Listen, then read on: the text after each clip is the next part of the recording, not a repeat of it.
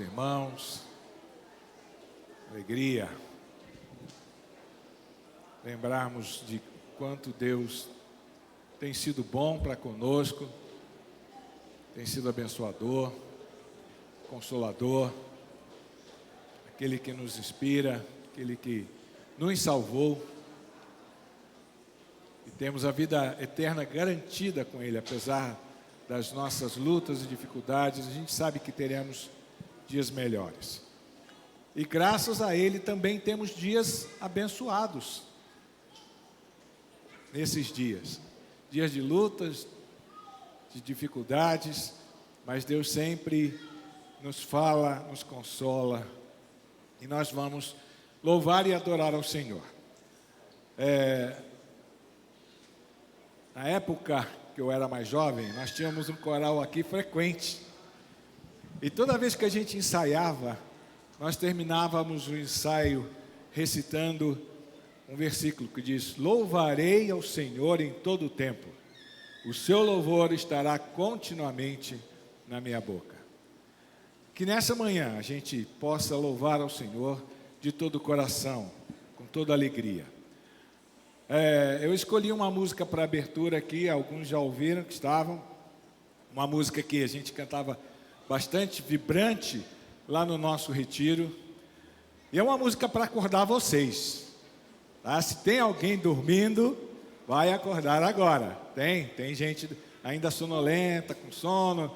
Então nós vamos ficar de pé e vamos cantar: em toda manhã, Senhor, eu quero te buscar, em tua presença, Senhor, te exaltar. Vamos exaltar o nome do Senhor.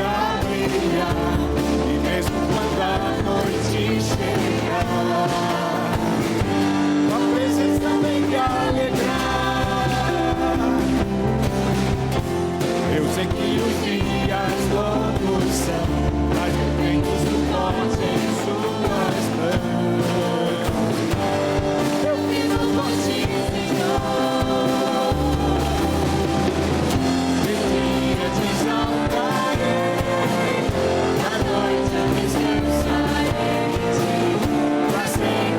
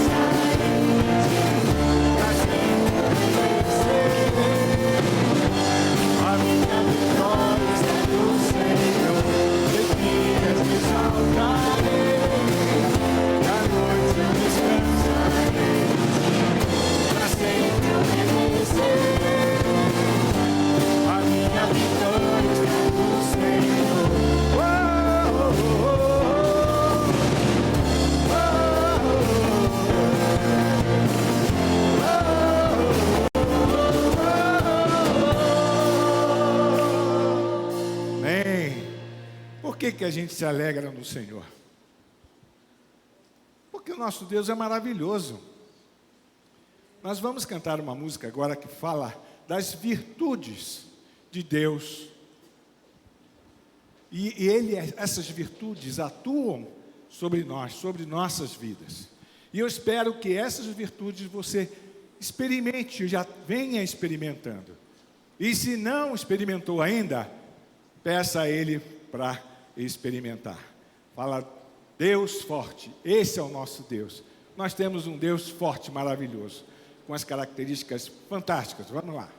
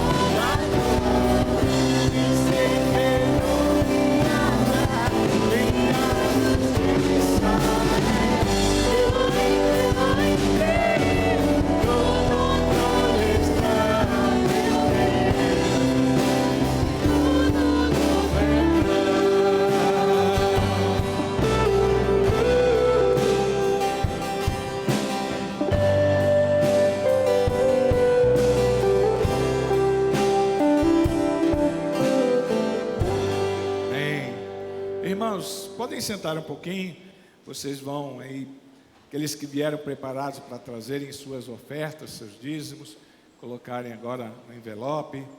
E nós vamos cantar uma música que o pastor falou outro dia, falando sobre depressão, falou sobre tristeza, aquilo que está angustiando o seu coração. E um dos remédios, uma das estratégias para a gente sair dessa tristeza de ver tantas notícias ruins, tantos problemas que nos rodeiam, é lembrarmos dessas características de Deus e lembrarmos de quanto nós já fomos abençoados. Quem é abençoado aqui, levanta o braço. Olha só, que maravilha. Todos nós temos muitas bênçãos para contar. Muitas vitórias Deus tem nos dado. E nesta música nós vamos contar as muitas bênçãos que Deus tem nos dado. É uma música com um ritmo um pouquinho diferente aquele tradicionalzinho, uma batidinha diferente, mas os cantores vão cantar só com umas quebradinhas, vai ser facinho de vocês acompanharem, tá bom? Então vamos ficar de pé e você traga a sua oferta, seus dízimos, enquanto cantamos quantas muitas bênçãos, contas de uma vez. Verás surpreso quanto Deus já fez. Vamos lá.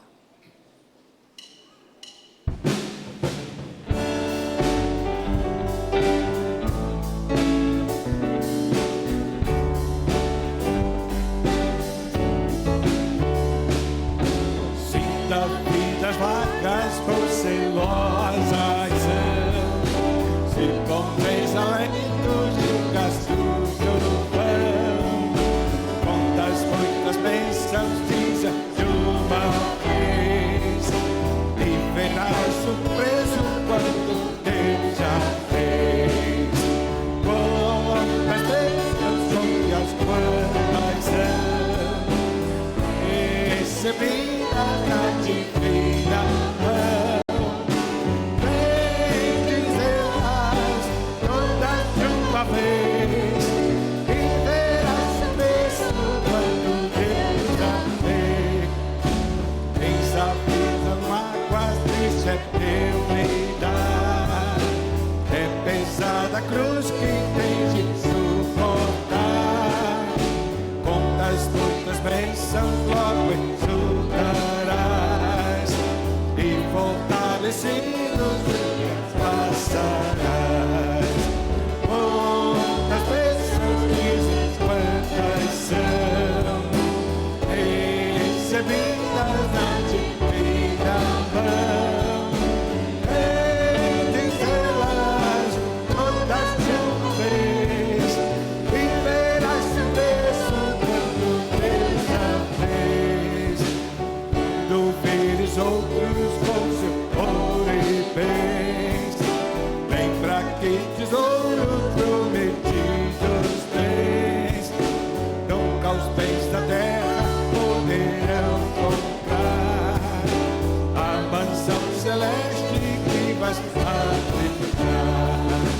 Quantas bênçãos dizes, quantas são recebidas na divina mão, vem dizê-las todas de uma vez, e verás o preço quando Deus já fez. A última, deixa o teu conflito fraco forte aqui, não te desanimes, Deus será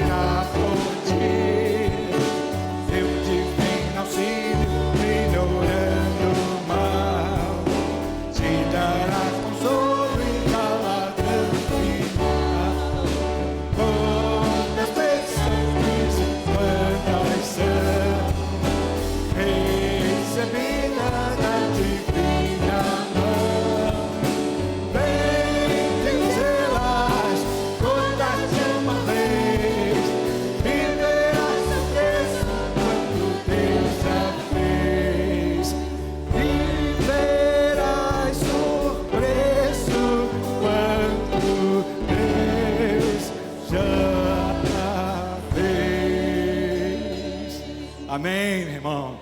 Que você se surpreenda com a bênção e as maravilhas que Deus faz em nossas vidas. Gi, você pode agradecer, por favor? Senhor Jesus, muito obrigada pela provisão.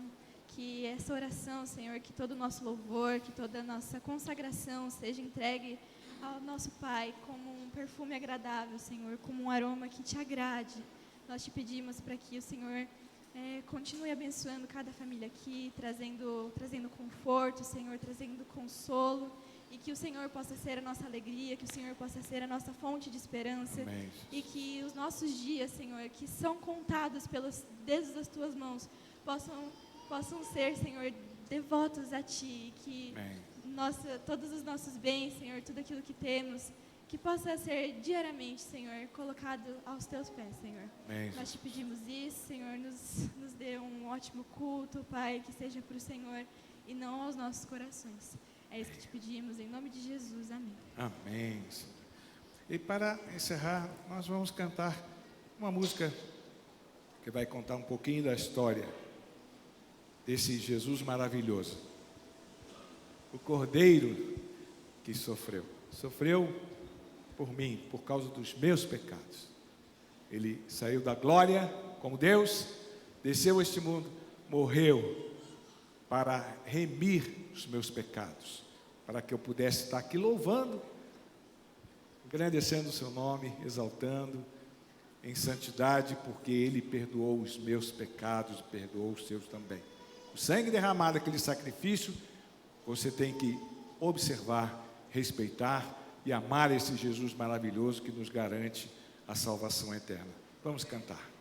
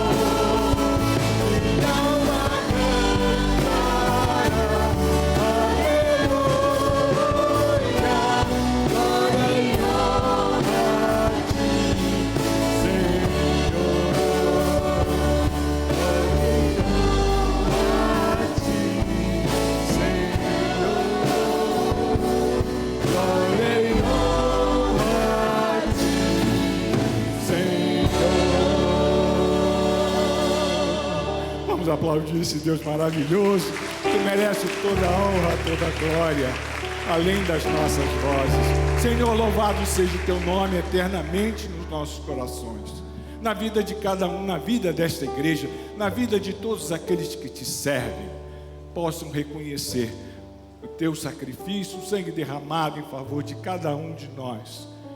Podemos ser chamados de santos na tua presença, podemos estar diante de ti, porque na tua presença só santos podem estar. Ó Deus, abençoe nossa igreja, abençoe nosso povo, abençoe nosso dia, abençoe a tua palavra que se segue, que ela venha falar, venha de encontro aos nossos corações. Muito obrigado, ó Deus, pelo privilégio que temos de glorificar o teu nome. Em nome de Jesus nós agradecemos e honramos. Amém.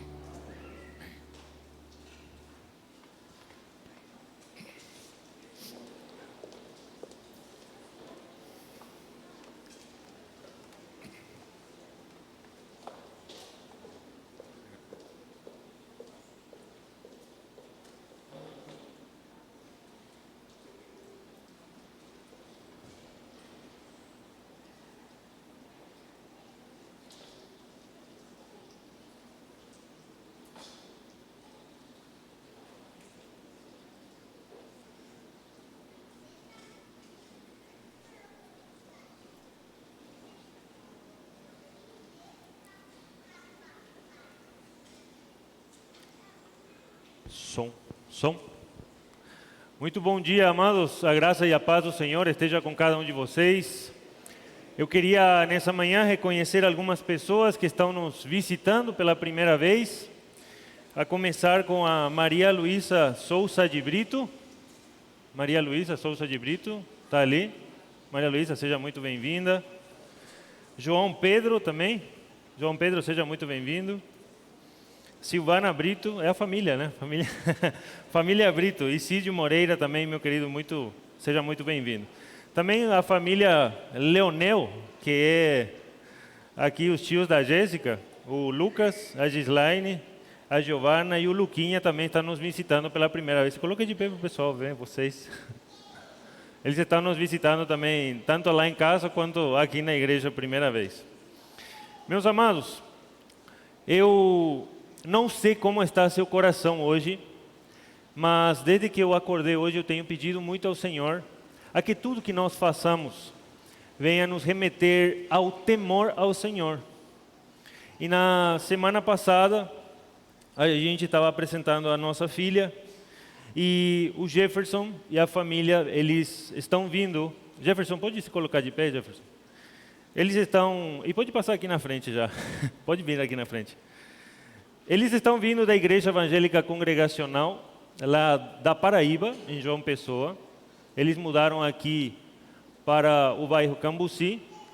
E eles me pediram também se a gente poderia apresentar a filha. E eu falei que sim, que a gente pode apresentar, que eles estavam procurando igreja. Pode subir, por favor. Procurando uma igreja. E, amados, antes do que só pensar na apresentação da Valentina, né? A Valentina, o Jefferson, a gente, amados, quer que eu quero, na verdade, que vocês parem para pensar em qual importante é nós educarmos os nossos filhos no temor do Senhor. E o texto que veio na minha cabeça para esse momento específico está lá em Deuteronômio, capítulo 6, versículo 7, se você puder abrir a sua Bíblia comigo, me acompanhar no contexto, e eu quero ler esse texto também para vocês, porque se a gente entende um pouco o que a palavra de Deus nos diz em relação a entender quem é o Senhor, quem é Deus para nossas vidas, e qual é o Deus que nós ensinamos para os nossos filhos. Deuteronômio capítulo 6, primeiramente o versículo 4, ele vai dizer assim: ouça, ó Israel, o Senhor, o nosso Deus, é o único Senhor. Em outras versões vai dizer, o nosso Deus é o único e verdadeiro Deus. Quem é o único e verdadeiro Deus? É aquele que criou os céus e a terra, o Senhor que domina sobre todas as coisas, aquele que providenciou uma salvação para nós, aquele que controla todos os aspectos da nossa vida e aquele que nos dá filhos. E ainda com esse ensinamento, Moisés também vai trazer para o povo de Israel uma lembrança, que eles deveriam passar esse temor de geração a geração, de quem é o Deus. Vamos continuar lendo, diz assim, versículo 5, eu quero ler com vocês até o verso 8, e isso também vai aqui para os pais. Diz assim: ame o Senhor o seu Deus, de todo o seu coração, de toda a sua alma e de todas as suas forças. Que todas estas palavras que hoje lhe ordeno estejam em seu coração. Ensine-as com persistência aos seus filhos. Converse sobre elas quando estiver sentado em casa, quando estiver andando pelo caminho, quando se deitar e quando se levantar. Interessante que temos todos os verbos ali de tudo que nós fazemos no nosso dia a dia. Quando você se assentar, quando você se levantar, quando você andar, quando você comer, quando você fizer tudo, você use tudo que você tem para ensinar ao seu filho o temor do Senhor. Diz assim: amarre-as, isto é a palavra, como um sinal nos braços e prenda-as na testa. Escreva nos batentes das portas de sua casa e em seus portões estas palavras: ame ao Senhor de todo o seu coração, com toda a sua alma e com todo o seu entendimento. Amados, amar ao Senhor não é fácil. E eu vou dizer por quê. Porque amar ao Senhor é obedecer os seus mandamentos. E obedecer os mandamentos do Senhor é a gente colocá-lo como rei e soberano das nossas vidas. A sua palavra é lei. Ela manda sobre tudo que nós pensamos, fazemos ou deixamos de fazer. Mas a nossa carne, amados, o que o mundo nos oferece e os nossos antigos costumes vão continuar a lutar contra os mandamentos do Senhor. Nesse sentido, nós agora, Jefferson e Suênia, nós queremos, ao contrário disso, submeter a nossa vontade, o nosso desejo de educar a Valentina no poder do Senhor, no temor do Senhor e no reconhecimento de quem Deus é. Queremos que ela mude a mente, que ela não seja igual às pessoas do mundo, que ela tema o Senhor de todo o seu coração, de toda a sua alma e todo o seu entendimento, e ela vai conseguir fazer isso a partir de vocês. Só que nisso tudo, eu sempre costumo dizer aqui para a igreja, e falo também para vocês pais, vocês fazendo parte da nossa família, da Igreja Evangélica Congregacional do Ipiranga, nós como igreja, como pastor, não somente eu, sino como todos nós aqui como corpo de Cristo, comprometer-nos ao cuidado e educação da família e da sua filha. Ok? E com essa palavra, esse meditar, eu queria justamente que você, Jefferson, possa ler esse trecho aqui. Vou pegar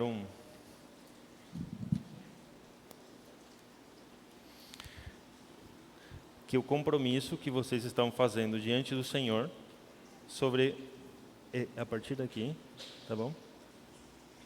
Isso, exatamente. Pode vir aqui.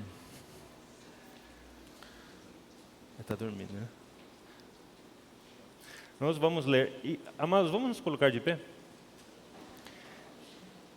Lembrando novamente para os irmãos que isso daqui pode parecer só um cerimonial, mas diante de Deus, tudo que nós fazemos como compromisso tem valor. E um valor que está não em nós, mas na palavra de Deus e no nosso compromisso como corpo e igreja. Tá bom? Pode ler. Nós, pais de Valentina Valéria, declaramos diante da igreja e do Deus das nossas vidas que recebemos essa criança vinda da parte do Senhor e estamos devolvendo a Ti, Deus Santíssimo. Queremos consagrar a vida dela em Teus braços. Ela é Tua. Sim, tá bom.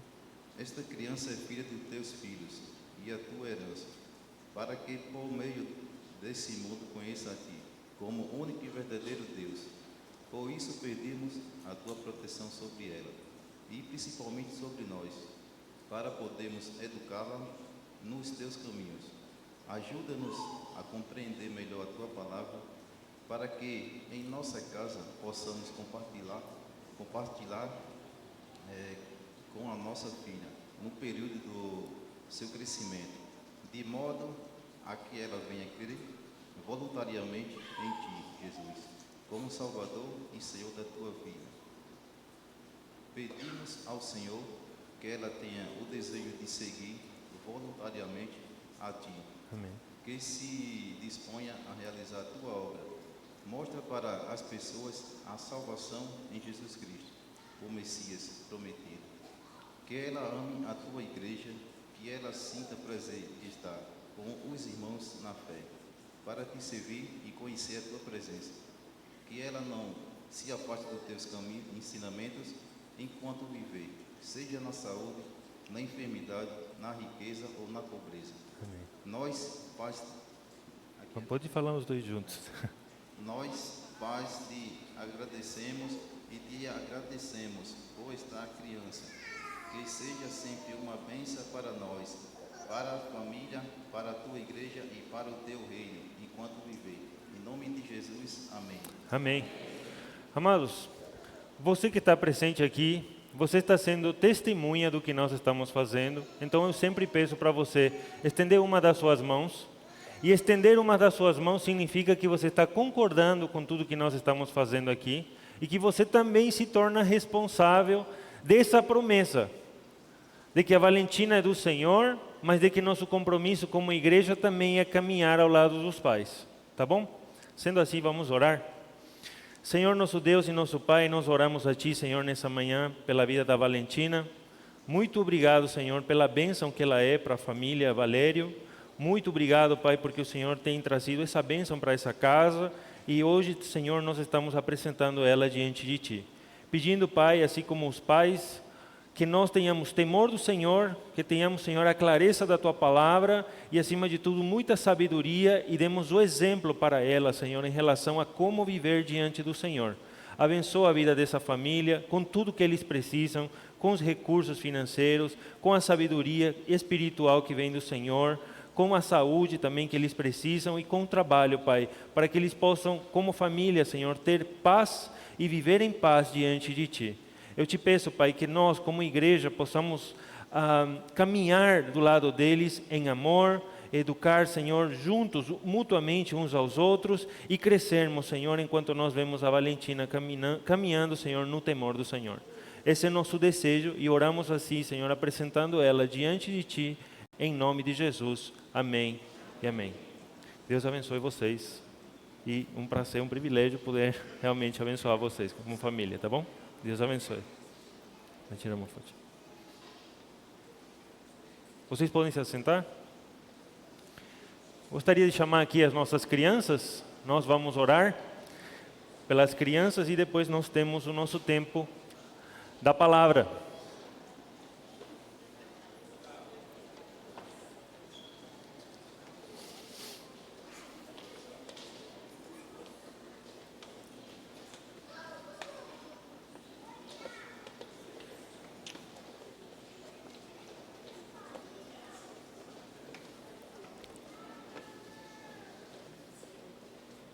Gilval, você pode orar?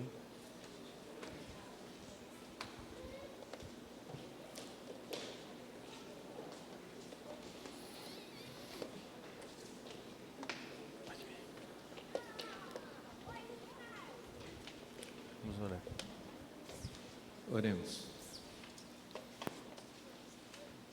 Senhor, ainda continuando na Tua presença, nós apresentamos aqui o nosso tesouro pessoal, Senhor. Crianças que serão o futuro da igreja, dádivas Tuas, o Senhor colocou aos nossos cuidados, Senhor. Pedimos a Tua bênção sobre a vida de cada uma delas, agora e vida fora.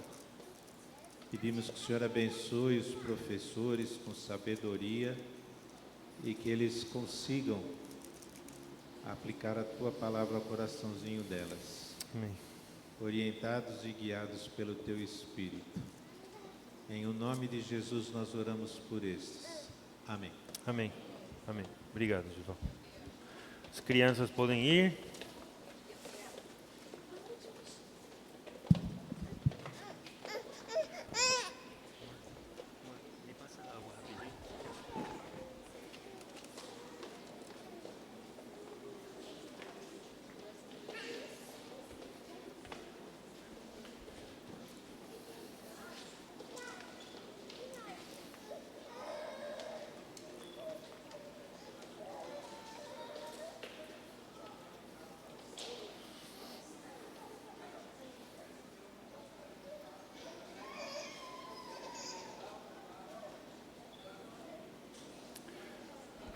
som.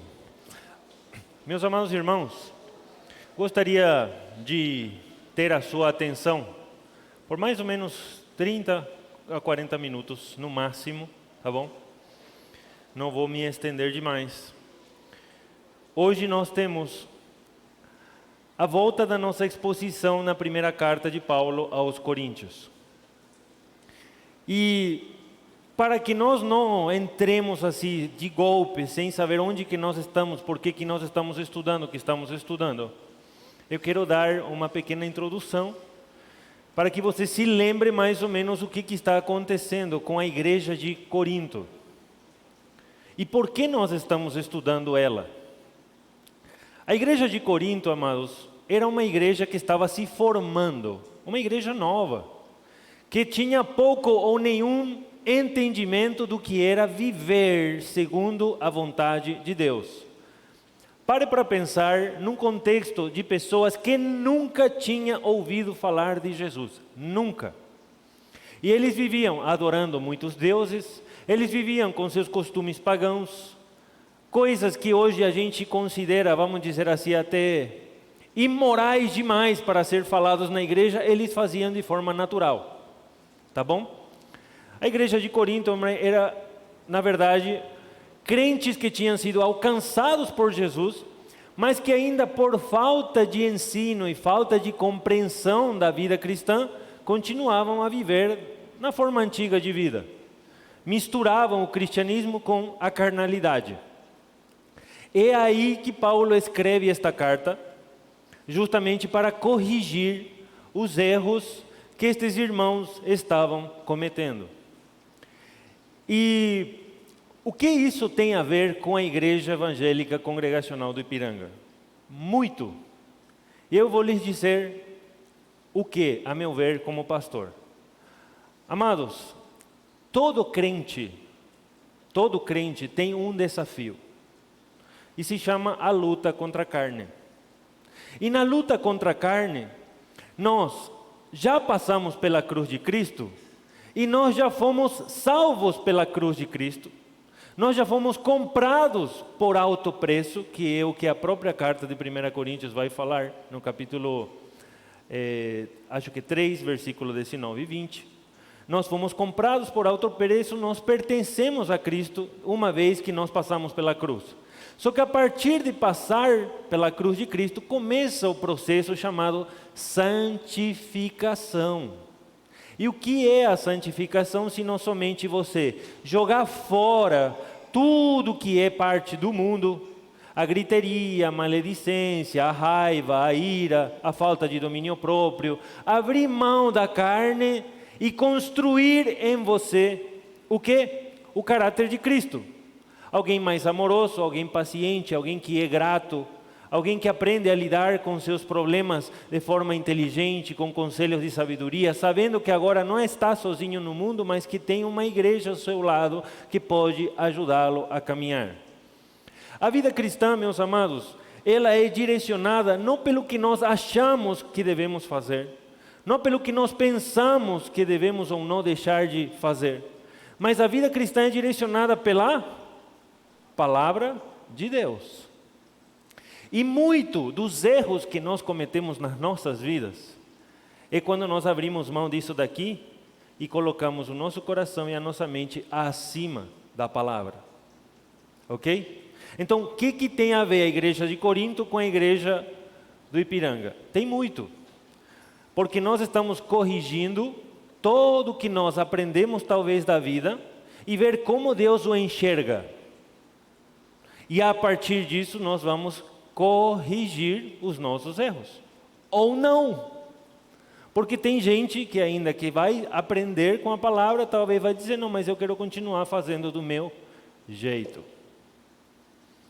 Eu espero que nós como igreja, uma vez que passamos pela palavra, uma vez que passamos pela cruz de Cristo, nós queiramos de fato, com temor, como nós acabamos de falar agora há pouco, colocar de fato a palavra de Deus como algo muito importante para as nossas vidas e que direcione tudo o que nós vamos fazer, desde nosso levantar, deitar, sabe, correr, andar, caminhar e que amemos de fato ao Senhor com o nosso coração, com a nossa alma e com todo o nosso entendimento. Interessante que hoje mesmo você vai ter que ajustar muito o seu cinturão de segurança, que nós vamos passar por uma das passagens mais turbulentas dessa carta, que é o capítulo de número 7. Capítulo de número 7 da primeira carta de Paulo aos Coríntios. Segunda parte do capítulo, nós vamos falar do verso 10 ao verso 17, a parte que fala do casamento. Nós vamos falar de casamento. E nós vamos falar de como os irmãos de Corinto viviam. Nós vamos falar de que há algumas realidades que se repetem na nossa vida, mas nós vamos ver qual era o intuito de Paulo ao ensinar isso para a igreja e qual deve ser a nossa aplicação para as nossas vidas. 1 Coríntios capítulo 7,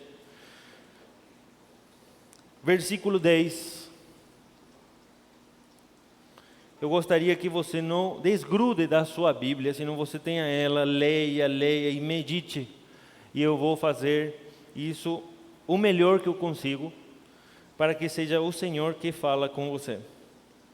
1 Coríntios capítulo 7, verso 10 diz assim: aos casados, veja a quem ele está falando.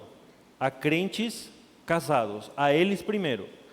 Aos casados dou este mandamento, não eu, disse Paulo.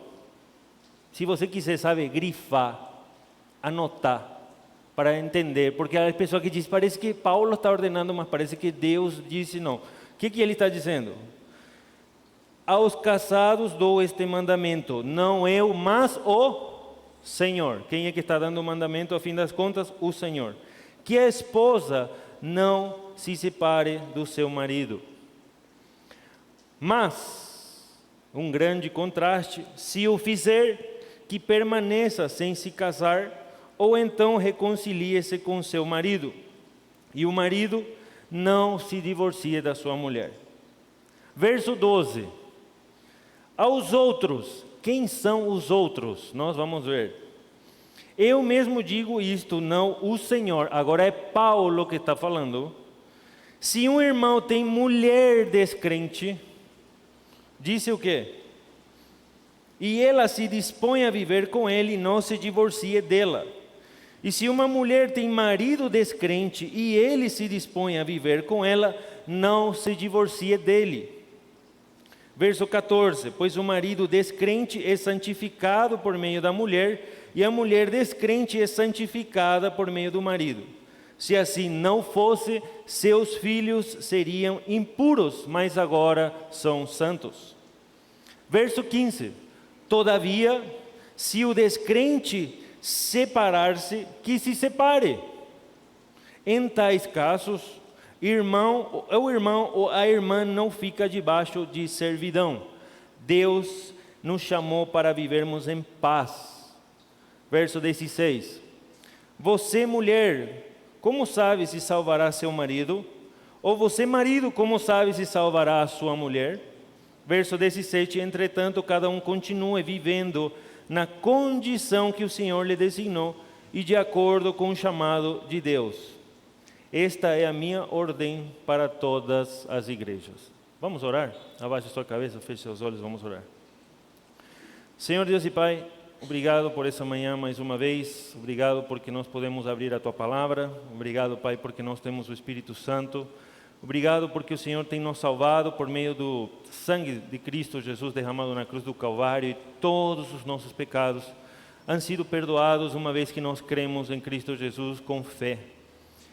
Que é assim. Somos justificados, pois, Senhor, pela fé e não por obras. Então nós queremos te pedir para que nesse momento o Senhor, por meio do seu Espírito Santo, esteja trabalhando no nosso coração, na nossa mente e na nossa alma, para que a gente possa reorganizar o nosso jeito de pensar à luz da Tua Palavra. Em nome de Jesus. Amém. Amados, a nossa tentação como crentes é ler um texto desse e fazer o quê? Aplicar direto para nós. Aqui você já leu, você já pensou, eu ou ele, aquele, e já vamos aplicando para todos. Mas na verdade, a quem está sendo escrita essa carta primeiro? A igreja de Corinto. para resolver um problema que estava acontecendo naquela igreja primeiro. E sabe qual o problema que estava acontecendo naquela igreja? Amados, no primeiro século, a igreja cristã foi muito maltratada pelo Império Romano. Você sabe por quê?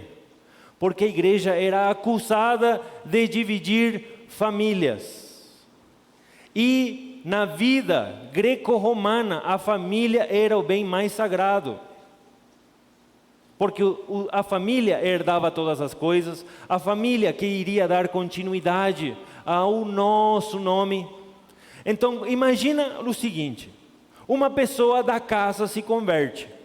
E uma pessoa que se converte, uma pessoa da casa que se converte, o que acontecia naquela época?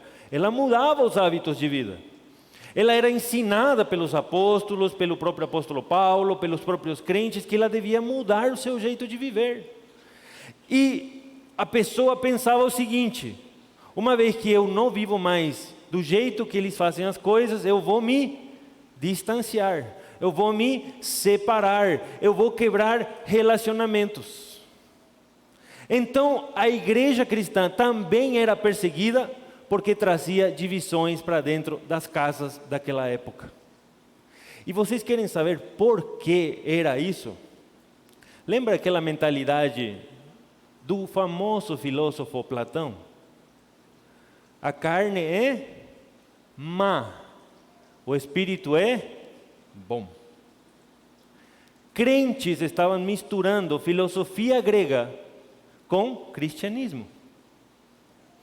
Então, tudo que era carnal, os crentes se afastavam, carnal a seu ver, porque não sabiam distinguir, e eles misturavam o evangelho e as coisas que lhes eram ensinadas pelos apóstolos e dividiam as famílias.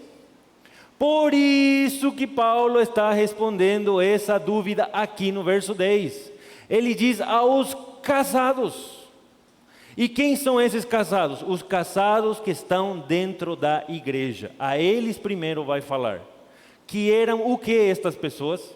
Crentes, ambos, homem e mulher. Por isso ele vai falar aos casados. O que ele diz no verso 10? Vamos ver. Aos casados dou este mandamento, não eu mais o Senhor. Que a esposa não se separe do marido. Mas se o fizer, o que diz? Que permaneça sem se casar, ou então reconcilie-se com seu marido. E o marido não se divorcie da sua mulher. Gente, esse é o mandamento de Deus para todo mundo, incluindo a gente. Que ninguém se separe uma vez que está casado. É um mandamento que Paulo diz: este mandamento eu dou para vocês, as que estão dentro da igreja, a que não se separem. Amados, o divórcio é tratado na Bíblia de muitas formas. Até o Senhor Jesus ensinou. Se você quiser ler, você pode ler Mateus capítulo 5, Marcos capítulo 7, Lucas capítulos 17 até o 14. E você vai ver como Jesus ensinava a questão do casamento. O casamento para Deus é uma aliança indivisível. Porque ela acontece perante a presença de Deus com muitas testemunhas e acontece uma aliança que para Deus é eterna. Como diz lá em Gênesis capítulo 1, verso 27 e 28, o homem deixará seu pai e sua mãe, se unirá à sua mulher e serão o quê? Uma só carne. E o que Deus uniu, o homem não separe. Agora, a Bíblia também nos fala de que existem 3 possibilidades, e aqui nós vamos encontrar uma delas, em que o divórcio pode ser tido em conta. Em momentos de imoralidade sexual, quando uma das partes não cumpriu a sua parte do contrato, pela dureza do coração, disse que Deus deu a Moisés o quê? A carta do divórcio. Por quê? Uma pessoa que se sente traída, não tem confiança e não consegue viver do lado daquele que o traiu, se divorcia. Esse é um caso. O segundo é o que nós já vimos aqui. Quando acontece que crentes e descrentes estão vivendo na mesma casa e um deles quer se separar, o descrente, nós vamos abordar daqui a pouco. Mas vamos voltar ao nosso primeiro ponto, quando a palavra de Deus nos diz que não se separem. Amados, eu não sei qual é a condição plena que você está hoje. Eu não sei de todos os problemas que você passa na sua casa. Mas se você é casado, ou você está querendo casar um dia, você é chamado sempre à reconciliação. Reconciliação. Amados, como é que nós, crentes, vamos ensinar um dia reconciliação do homem e Deus? O homem e Deus, se nós não sabemos nos reconciliar uns com os outros. Isso estou falando para nós, igreja de Deus, não sou ISI, igreja de Deus. Nós ensinamos para as pessoas que nós devemos procurar o perdão de Deus, mas muitas vezes nós não somos capazes de perdoar. Então a reconciliação não está também só no casamento, mas a reconciliação é um princípio que nós podemos trazer para dentro da igreja. Está vendo que eu estou abordando o casamento, mas agora vou abordar também relacionamentos entre crentes. Se nós cristãos somos membros de um mesmo corpo e estamos unidos pela mesma carne que é Cristo, nós devemos aprender a reconciliar-nos uns com os outros. Porque como é que ensinaremos reconciliação se nós mesmos não procuramos reconciliar uns com os outros? Vocês estão vendo como o evangelho é prático? Então eu não sei como está seu coração. Eu não sei como está ele em relação a pessoas da igreja. Eu não sei com todos os detalhes e todos os pormenores como está a sua casa. Mas reconciliação, amados, envolve primeiramente humildade. Reconciliação, amados, vai envolver muitas vezes você ficar quieto e ouvir o outro. Reconciliação, muitas vezes, amados, vai ser não só parar para pensar em mim, no egoísmo, sino parar para pensar no que é bom também para o outro. E isso não só no casamento, sino também nas amizades. Às vezes a gente se vale de pessoas para usar pessoas, mas a gente não se vale de pessoas para servir pessoas. Quem de nós é que faz uma lista? Quantas pessoas eu consegui servir essa semana? Quantas pessoas eu servi de alguma forma? Reconciliação, amados, vai envolver serviço. Reconciliação, amados, vai envolver sacrifício. E a começar pelo casamento. No casamento, o homem e a mulher precisam servir uns aos outros. Se você está querendo casar um dia, construa já hoje o seu namoro, o seu futuro namoro na base do serviço. Não pare para pensar no homem ou na mulher que vai me fazer feliz. É assim que o mundo pensa. Eu quero um homem, diz a mulher, que me faça feliz. Ou o homem, eu quero uma mulher que me faça feliz. A vida cristã é ao contrário. Eu quero uma mulher ou eu quero um homem para eu fazer essa pessoa feliz. Porque eu vou ter que começar servindo. Eu vou ter que começar abrindo mão. Eu vou ter que começar a me dedicar para aquela pessoa. E se complementar. Então quando Paulo está dizendo, eu digo isto, mas o Senhor é quem está dizendo. Ele diz, procure sempre a reconciliação. Verso 11. Mas se o fizer, é a questão de se chegar a acontecer a separação, o que diz? Permaneça sem se casar, ou então procure a reconciliação com seu marido.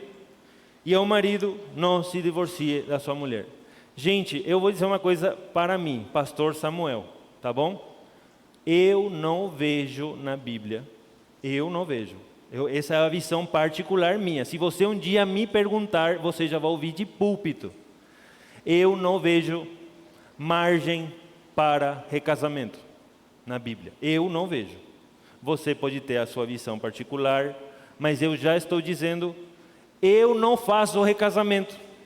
Eu, pastor Samuel, não faço. É uma convicção particular minha, porque eu não vejo na Bíblia margem para recasamento. A Bíblia nos diz, sabem o que acontece quando acontece o recasamento, amados? A gente fecha a porta da reconciliação. Vocês já pararam para pensar isso?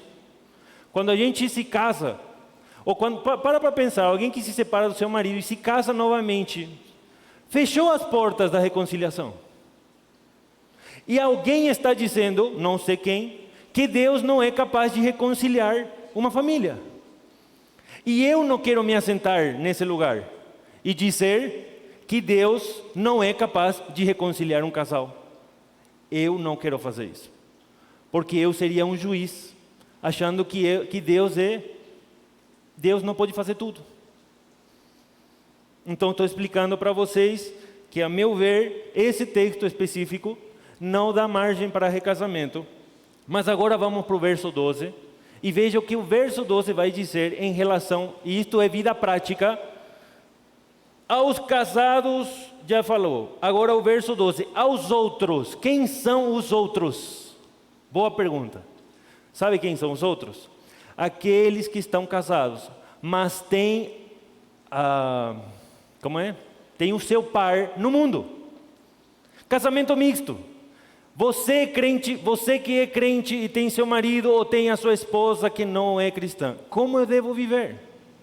Verso 12 diz aos outros, eu mesmo digo isto, disse Paulo, não o Senhor. Se um irmão tem mulher descrente e ela se dispõe a viver com ele, não se divorcie dela. Verso 13, e se uma mulher tem marido descrente e ela se dispõe a viver com ela, não se divorcie dele.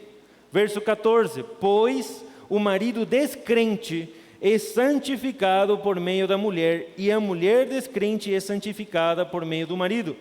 Se assim não fosse, seus filhos seriam impuros, mas agora são santos. Amados, você que está na igreja, você que é temente ao Senhor, você que tem seu marido ou a sua esposa no mundo, você é uma ferramenta de santificação no seu lar. E você deveria lutar todo dia para que a sua vida seja uma ferramenta diária para que Cristo alcance a sua família. O Richard Baxter era um evangelizador muito conhecido, reformador, que diz que chorava pelas almas perdidas. Amados, nós que temos parentes que não são cristãos, nós devemos chorar e orar pela vida dessas pessoas, porque elas são a nossa responsabilidade. Se você tem filhos descrentes, eles são a sua responsabilidade primordial e seu primeiro ministério para pregar o Evangelho. Amados, joelho no chão, lágrimas nos olhos, pelas almas que estão perdidas. Eu tenho pessoas, e choro, pranteio, porque eu não sei como é que pessoas conseguem viver sem o Evangelho de Cristo. Porque eu mesmo às vezes me encontro perdido, e eu mesmo preciso do Evangelho de Cristo na minha vida para viver, porque senão eu faria muita burrada. Agora, como é que as pessoas do mundo vivem sem Deus? Então você, marido, que tem esposa que é descrente, se você for o homem mais parecido com Jesus, que tem um caráter e um temor no coração, que agora não grita mais, senão ao contrário, fala com misericórdia, tem paciência, cuida da sua casa, cuida das suas finanças, cuida da sua família, serve o seu lar, Deus vai alcançar por meio do seu testemunho, das suas ações e das suas obras, a sua casa. O fato de você ser luz no lugar que você está, a palavra nos disse que torna a sua casa santa. Mas não é que somente santa, a gente pensa que ser santo é uma luz, né? Uma areola aqui enorme, amarelinha, que fica atrás do pastor. Não. Santificar a sua casa, meus amados, é você promover a unidade, você promover paz, você promover alegria, você promover o fruto do Espírito dentro do seu lar. Pensa se você conhece uma família de descrentes. Pensa nessa família. Como vivem? Como é o ambiente daquele lar? Às vezes, gente, é só bagunça, é só gritaria, é só xingamento, é só falta de respeito. Agora, imagina alguém que dentro dessa casa se converte e começa a mudar o seu estilo de vida. Vai mudar o ambiente da casa, porque já não vai ter mais tanto xingamento, já não vai ter mais tanta gritaria, já não vai ter mais tantos lugares onde Deus não está, porque alguém vai orar na mesa, porque alguém vai cantar louvor, porque alguém vai se lembrar de agradecer por todas as coisas que nós temos, porque alguém vai lembrar a família que existe um Deus. E essa ferramenta que você, que é crente, e está dentro de uma família que não tem a Deus, você tem como papel ser um membro de reconciliação entre a sua família e Deus. Entre a sua família e Deus. Mas pastor, eu estou sozinho na minha casa. Mentira! Você tem o único e verdadeiro Deus do seu lado. Você tem Deus contigo. Você tem o poder do Espírito Santo que ressuscitou Jesus Cristo dentre os mortos para te ajudar a ser a pessoa que aquela casa precisa. Se você quer saber que tipo de pessoa a sua casa precisa, comece a assinalar os problemas que a sua casa tem. Comece esse ano de 2023, não só falando dos sonhos, das coisas boas, das viagens que você quer fazer. Comece a falar dos problemas que a sua casa tem. E veja nesses problemas, o que eu, como crente dedicado e temente a Deus, posso fazer para que essa casa melhore. Coloque como alvo. E chegue no final do ano. E sente e veja quantos xingamentos a menos foram falados nessa casa, graças a que a gente fez um propósito. Quantas menos ingratidões a gente teve no nosso coração, porque começamos a orar e começamos a olhar para as coisas que Deus nos dá e não para aquilo que nos falta. Quantas vezes o meu marido, a minha esposa, os meus filhos ouviram um louvor e hoje até estão cantando esse louvor, porque comecei, ao invés de somente entrar na pilha deles, a louvar ao Senhor também no meio deles. O intuito do apóstolo Paulo com a igreja de Corinto não era assim: gente, vocês agora são cristãos e agora vocês chutem as pessoas do mundo, vivam como um gueto. Não. O intuito de Paulo era: gente, vivam no meio deles, mas como luz, para que essas pessoas possam ser resgatadas aos pés de Cristo. Gente, vocês veem que nós estamos falando de casamento, mas estamos falando de vida cristã e do Evangelho e do poder de Deus para a salvação. E você sabe por quê? Porque a estabilidade das famílias começa com o temor do Senhor. Você quer ter estabilidade na sua casa, você quer estabilidade no seu lar. Não só financeira, porque o pessoal quando pensa estabilidade no lar pensa só dinheiro. Mas não é isso. Estabilidade no lar é ter paz. É ter paz. E paz, já falei para vocês, não se mede pela quantidade de problemas que nós temos na nossa vida, sino pela noção que nós temos de quem Deus é quando enfrentamos os problemas. Voltamos a ler nosso texto. Ele vai dizer o verso 14: pois o marido descrente é santificado por meio da mulher, e a mulher descrente é santificada por meio do marido. Se assim não fosse, seus filhos seriam impuros, mas agora são santos. Amados, quando um crente tem a sua esposa e seus filhos, ou seu marido e seus filhos, que tipo de caráter você acha que o crente vai ensinar para o seu marido, para a sua esposa e para os seus filhos? Eu espero que, no mínimo, honestidade, palavreado sadio, gratidão, domínio próprio. Então imagina, no caráter, como um marido ou uma esposa pode ser afetado pelas nossas atitudes. Porque a gente ensina com as nossas palavras, mas também com as nossas atitudes. Se seu marido é honesto, é porque em algum momento você insistiu com ele a que ele deva ser honesto, a que ele seja leal, a que procure ser fiel, a que seja temente ao Senhor, a que não faça burrada no trabalho.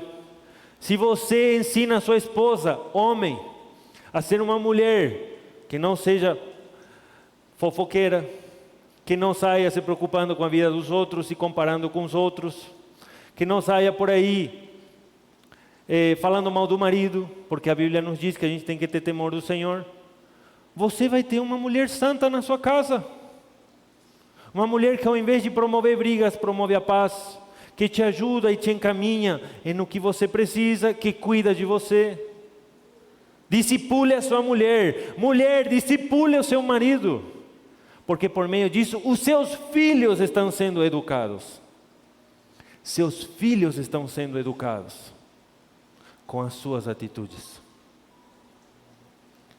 Seus filhos estão vendo.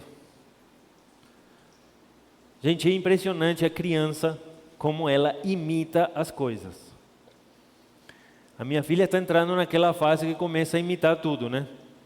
E uma vez eu brinquei com ela, falei, aí agora já faz assim. Então você vê que ela vai pegando na hora. Como aprendeu a fazer esse movimento eu não sei, mas ela aprendeu. Gente, as pessoas que veem a gente também, elas vão acabar imitando as nossas atitudes. Assim como nós acabamos imitando a atitude delas, se nós nos deixamos ser dominados. Então, Paulo, quando está falando para a igreja de Corinto, ele está falando para uma necessidade específica. Ele está falando para aquela igreja, amados, vocês não precisam sair deste mundo. Vocês não precisam viver num gueto afastado de todo mundo. Sino ao contrário, procurem sempre a reconciliação e sejam vocês a ferramenta de reconciliação das pessoas que estão lá dentro da sua casa com Deus. Vivam o cristianismo dentro. Lembram por que Paulo está dizendo isso? Porque a igreja estava sendo acusada de dividir famílias. Agora eu te pergunto, quantas vezes a gente não divide a nossa família? Estou falando sério agora. Você não precisa levantar a mão e dizer, é verdade, pastor. Não, fica aí. Mas quantas vezes a gente evita nossos irmãos, nossos parentes, evita a nossa família, porque nós não temos paciência para lidar com eles. Quando na verdade nós que tememos ao Senhor deveríamos ser luz no meio deles. Não com a nossa força, porque a nossa força, sabe o que faz? Que a gente reaja com eles do mesmo jeito que eles estão agindo conosco. Mas no temor do Senhor, que Deus possa usar a nossa palavra sadia, um conselho sábio, ou às vezes até o próprio silêncio, para tocar na vida de alguém, para alcançar alguém e colocar essa pessoa aos pés de Cristo. Como fazer isso, pastor? Primeiro, joelho no chão. Eu não sei quantos de vocês têm calos no joelho de tanto se ajoelhar para orar. Eu não tenho ainda não desenvolvi os calos no joelho. John Bunyan, não sei quem já ouviu falar desse autor. Ele disse que tinha calos nos joelhos de tanto se ajoelhar para orar. Eu não quero que você chegue talvez a tudo isso, mas que você se ajoelhe pelo menos uma vez por dia na sua casa para orar a Deus, pelos seus familiares, pela sua casa, pelo seu lar. Vai ter frutos. Vai ter frutos. Não desista. Peça ajuda, ore junto com alguém, para que o Deus que todo pode reconcilie as pessoas que estão longe dele com ele. Por meio da minha palavra, pode ser por meio das minhas atitudes muito mais. Vamos ler verso 15. Diz: todavia, se o descrente quer se separar ou se separa, que se separe. Em tais casos, o irmão e a irmã não ficam debaixo de servidão. Deus nos chamou para vivermos em paz. Amados, esse trecho aqui dá margem para o divórcio caso haja escravidão na casa. Por exemplo, o marido bate na mulher, violência doméstica. Imagina eu, pastor, aconselhando uma irmã que está apanhando em casa. Continue apanhando, irmã, continue. Deus vai abençoar uma hora, se ajoelhe no chão, mas continue apanhando. Ele te bate numa, dê a outra. Gente, não faz sentido nenhum. É violência. Nós não fomos chamados para vivermos em escravidão. Se a pessoa, ela quer, porque ela quer, você faz de tudo para promover a paz na sua casa, você tem um caráter aprovado, você busca a Deus em oração, mas a pessoa te maltrata, porque há pessoas que são más também. Amados, nós não somos obrigados a querer continuar vivendo com uma pessoa que seja assim, mas o partir para o divórcio não vem de nós, porque nós promovemos reconciliação. Se a pessoa quer continuar a viver com a gente, bom, nós vamos buscar a reconciliação, mas agora as coisas vão ter que mudar. Esse marido vai ter que parar de gritar com a esposa, esse marido vai ter que parar de bater na mulher, esse marido vai ter que parar de ser um abusador para continuar vivendo em casa. Ele vai ter que se submeter a algumas regras. E se ele não quiser se submeter, amados, ele quer viver o seu jeito, o seu caminho, fazer sua bagunça por lá, ou ela também, a mulher também pode chegar a esse extremo. Então nós não somos obrigados a vivermos com esse tipo de pessoas, que promovem em si mesmo a maldade. Mas, veja o verso 16, o que diz: você, mulher, como sabe se salvará o seu marido? Por isso é que nós devemos lutar pela reconciliação. Agora, se não há nenhum indício de mudança, se esta pessoa maltrata a gente e trata como escravo, humilha, há uma brecha para a separação. E aí também fala: ou você, marido, como sabe se salvará a sua mulher? E aqui eu quero me atentar no verso 17, quero que você olhe muito bem para ele, porque do trecho todo, esse aqui é um dos mais centrais. Verso 17 diz o seguinte: entretanto, cada um continue vivendo na condição que o Senhor lhe designou e de acordo com o chamado de Deus, e esta é a minha ordenança ou ordem para todas as igrejas. Eu não sei em que condição você já foi chamado, em que condição você está hoje, mas a partir desse momento, na sua casa, no seu casamento, seja lá ele é o primeiro, o segundo, o terceiro, o quarto, o quinto, assuma um compromisso diante de Deus. Cristo já pagou o preço pelo pecado passado, presente e futuro. Amém. Só que a partir de agora existe um senso de responsabilidade com que Deus te deu. E qual é a condição que você está?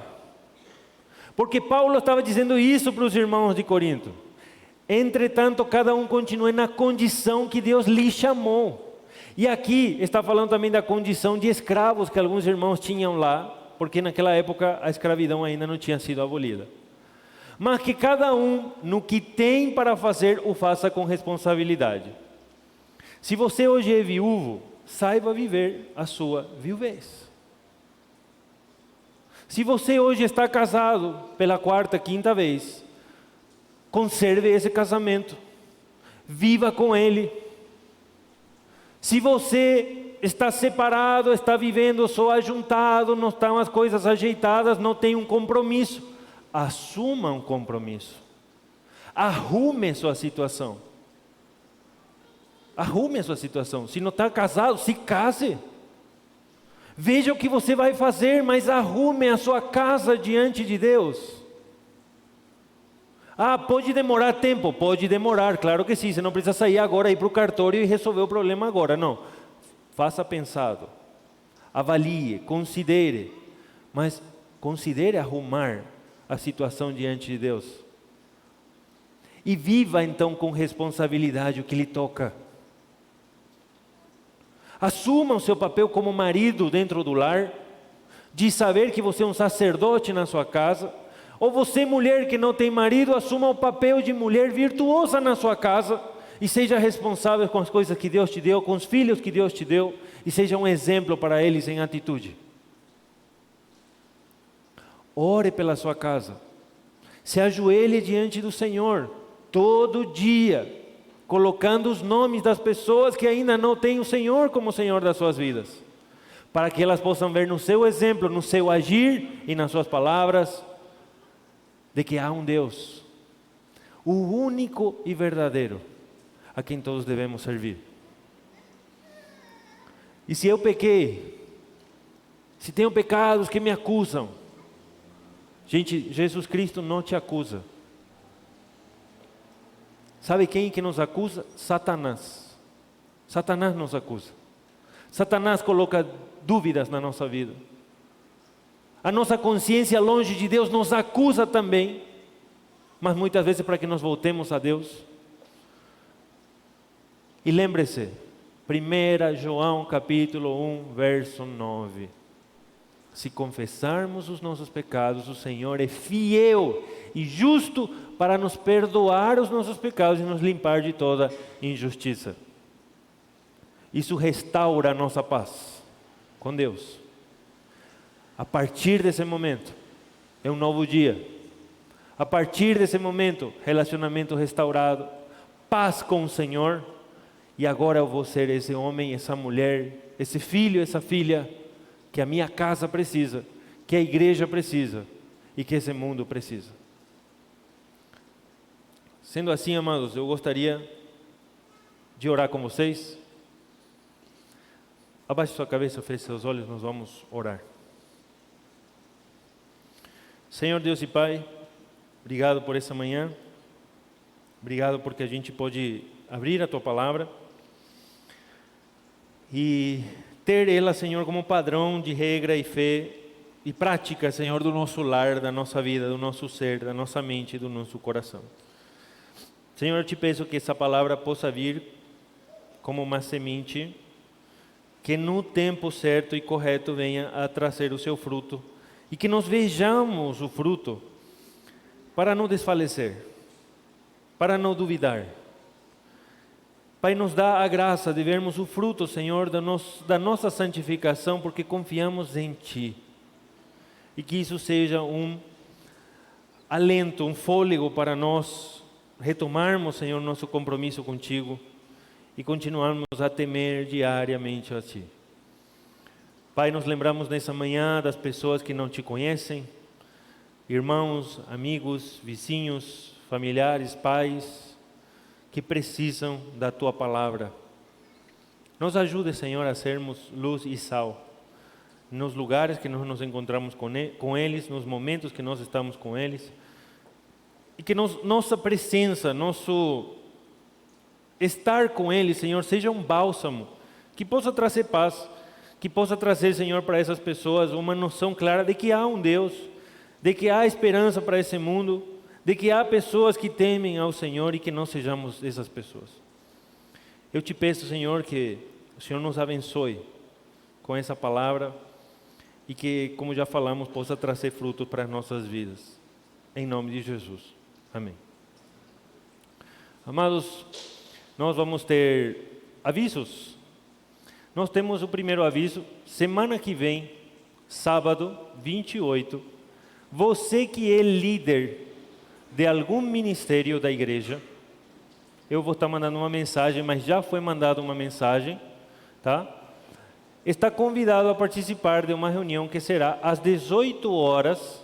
Se você não puder participar, me mande uma mensagem. Tudo bem, pode mandar uma mensagem para mim.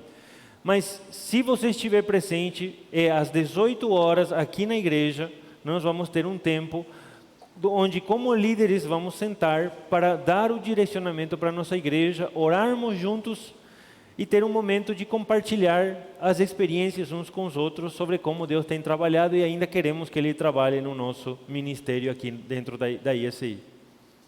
Ok? Esse é um dos avisos. Acampamento? Está? Bom, vou dar uma palavrinha só para o pessoal. Amados, hoje nós estamos sem internet e nosso culto foi gravado, tá? Que a rede do bairro está com problemas. Mas aqui o Marcos vai dar uma palavra para vocês sobre o nosso acampamento, ok? Ficou verdinho. Aí. Bom dia, irmãos. Estou de volta à frente do acampamento, tá bom? Após um período de férias aí forçadas, estava preocupado com a saúde da mamãe. Graças a Deus, mamãe está bem. Então agora a gente pode voltar a trabalhar com o acampamento, tá bom? Está chegando, não será no carnaval, será dia 1º de maio o nosso retiro.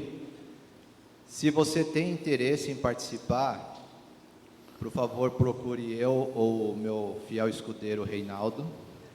Na verdade é o Reinaldo e eu sou o fiel escudeiro. Então nos procurem, tá bom? Nós estamos esperando arrumar a parte de projeção aqui para trazer umas imagens do retiro para vocês. Mas é um local que tem suíte para todos, tá bom?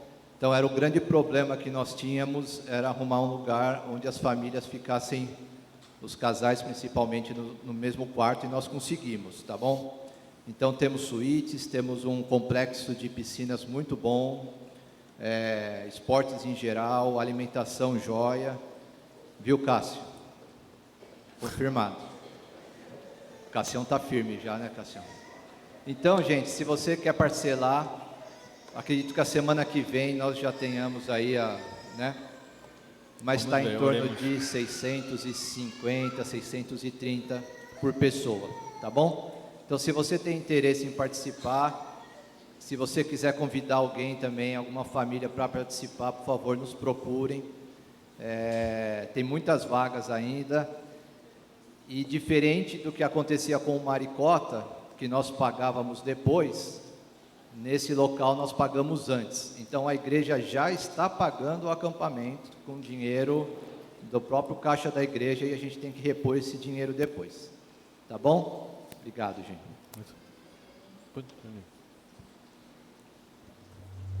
Valeu.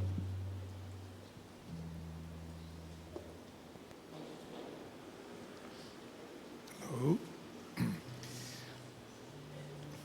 Diante de tudo que foi ouvido, qual o seu coração agora, como é que está? Qual o seu compromisso com Deus? Vai continuar louvando ou vai ficar muito preocupado? Deus é grande, Ele é bom demais.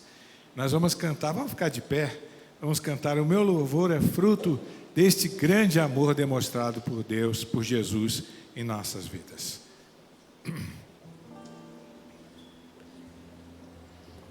João Gilberto no violão. Grande.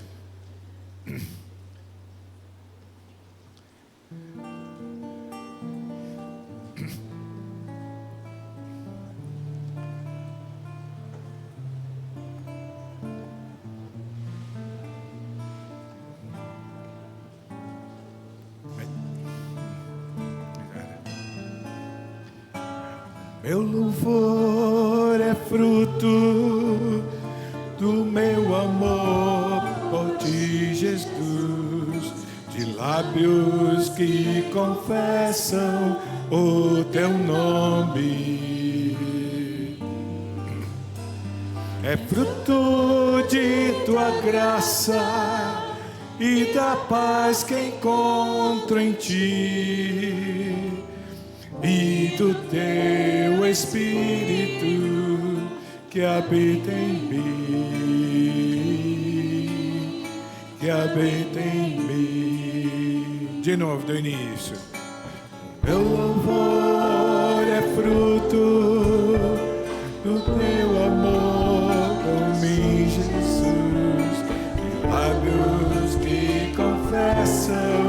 o teu nome.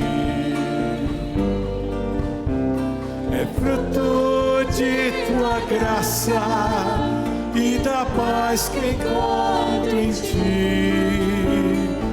E do teu Espírito que habita em mim, que habita em mim.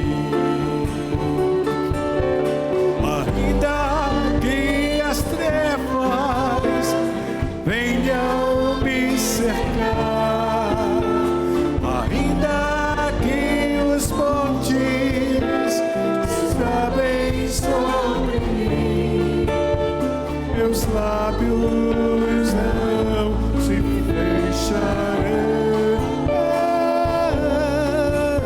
para sempre hei de louvar. Ainda que cadeias venham me prender, ainda que os homens se levantem contra mim, meus lábios não se fecharão, para sempre hei de te louvar. Amém.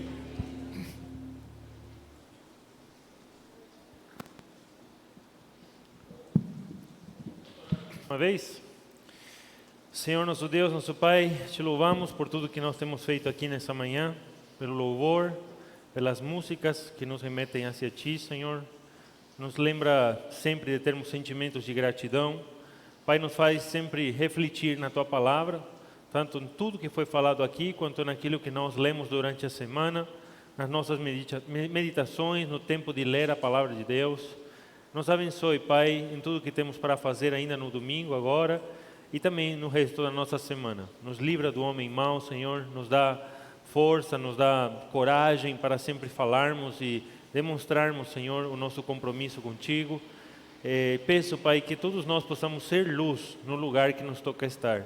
Que aquilo que nós fazemos, que o façamos bem, que o façamos para o Senhor, com alegria no coração. Pai, sustenta as nossas necessidades, provê, Senhor, tudo o que precisamos para cumprir, Senhor, com os nossos compromissos, com as nossas responsabilidades, sustenta o nosso lar e nos ajuda, Senhor, a promovermos a paz no nosso coração, na nossa mente, na nossa família. E que em tudo isso, Pai, a graça do Senhor Jesus, o amor de Deus, o nosso Pai, a consolação, a comunhão e o poder do Espírito Santo esteja conosco hoje e para tudo sempre. Amém e amém. Meus amados, que Deus abençoe vocês, uma boa semana, um bom domingo e fiquem com Deus.